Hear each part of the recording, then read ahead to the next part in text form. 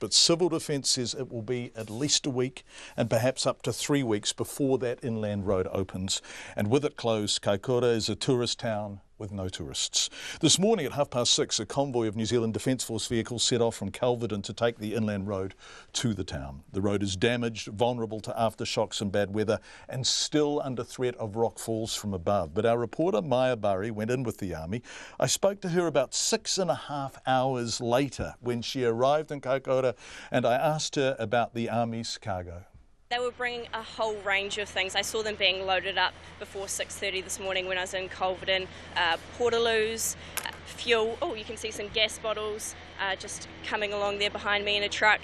So yeah, gas bottles as well. Apparently gas has been there's been a real shortage in Kaikoura. People need it to cook.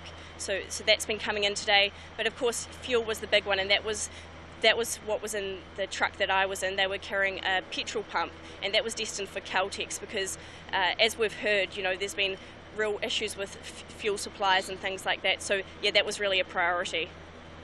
Maya, 31 trucks, and were there times on that road where you were basically stationary as you waited truck by truck to go round obstacles?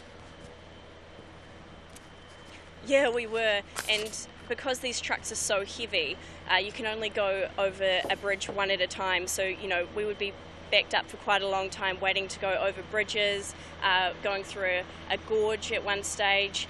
So, yeah, it did take a wee while. And Maya, looking up, are there bits where you look up and still see large and slightly scary rock overhangs and potential falls above the road as you go through?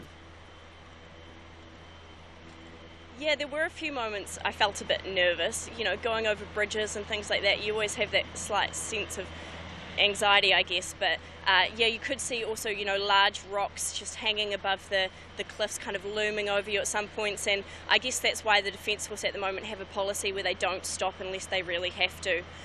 So, you keep going, and I guess you hope for the best. And we look at the trucks behind you and they are impressive all-terrain vehicles. The family wagon is not going to be able to go over this road at all for quite some time, right?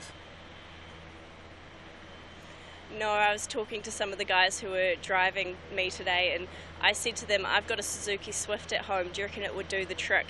And they told me not to bother.